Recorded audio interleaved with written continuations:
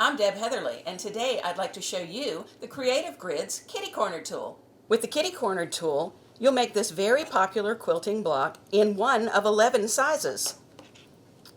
With sizes ranging from a 1-inch to a 6-inch finished, the design possibilities are endless. You'll make the blocks from squares and rectangles, and you'll make them 2 at a time. You'll also make them slightly oversized, and the tool will allow you to trim them down to perfection in the final step. Let's look at the 4 steps on the tool before I show you how it works. Step 1 allows you to cut the A units for the center of the block from the squares that you start out with. There's a cutting chart right on the tool. Step 2 takes the rectangles and creates mirror image B units to complete the block. In step 3, you'll nip off the corner of the B units for ease of placement when you get ready to sew the blocks together. And finally, the 4th corner of the tool allows you to trim them down to perfection every time. Let me show you how it works. Take your squares and fold them in half diagonally.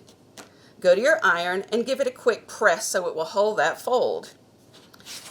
Find step 1 on your tool and align the fold with the dashed line on the tool. You'll also align the corner of the square with the corner of the tool. When you make that cut, you've created the A unit for the middle of your block. You'll repeat that until you have 2 of those. Next, take your rectangles. Make sure that you place the rectangles right side together because we want to create mirror image units. Find the step 2 side of the tool. You'll find a blunt corner and a long black line. Align the blunt corner and the line with the left side of your block and make your cut. You'll end up with 2 mirror image B units. Keeping the blocks right side together, we'll move on to step 3.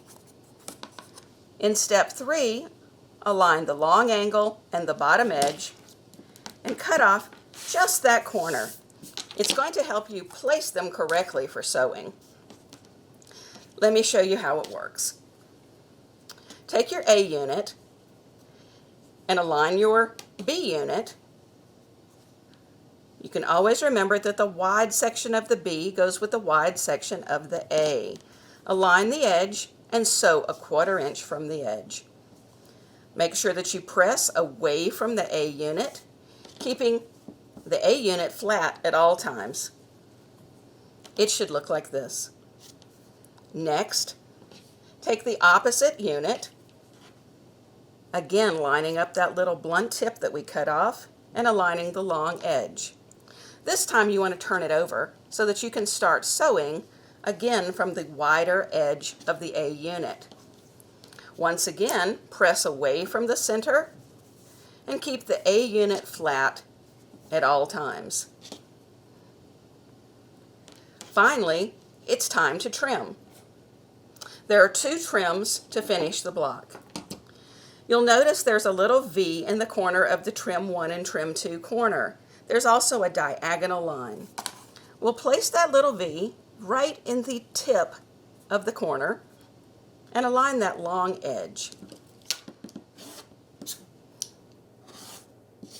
When you cut those 2 sides, you've left yourself a precise 1/4 inch seam allowance in this corner. Now rotate the block, align the 2 edges that were just trimmed with the size that you're making. Today we're making 4-inch finished. That diagonal line should go right into the corner. And when we trim, we have a perfect block that will finish at 4 inches when it's sewn into our quilt. It's just that easy. Now let me show you a few patterns that you can make with this tool. The first 3 quilts that I'm going to show you are standalone patterns, and they come in 2 sizes, lap and queen. This quilt is called Sassafras.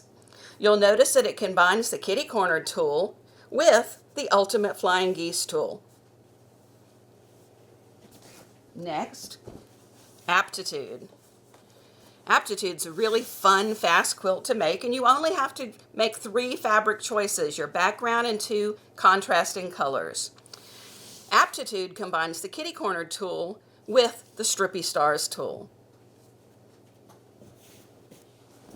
And Catagonia. Catagonia uses the cat's cradle tool in combination with the kitty cornered tool. And it uses a lot of scraps, so pull out that scrap bag. Next, the following patterns are cut loose press patterns. Evergreen Runner uses the kitty cornered tool and your favorite tool for squaring up half square triangles. Make one for yourself for this holiday season and make one for a friend. These make up very quickly. Liberty Runner, also a cut loose press pattern,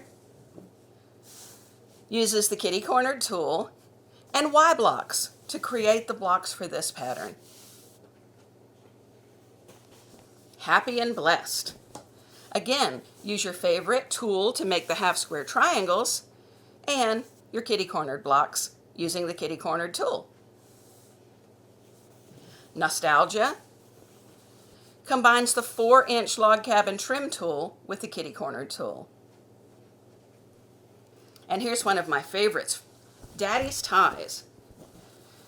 I used homespun and stripes for this pattern, but you could actually use vintage ties if you have some in your collection.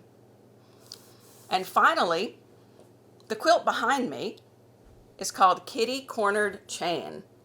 It's also another great pattern to use scraps. Look for the kitty cornered tool at your local quilt shop and ask for the patterns that I've just shown you to get going on your sewing.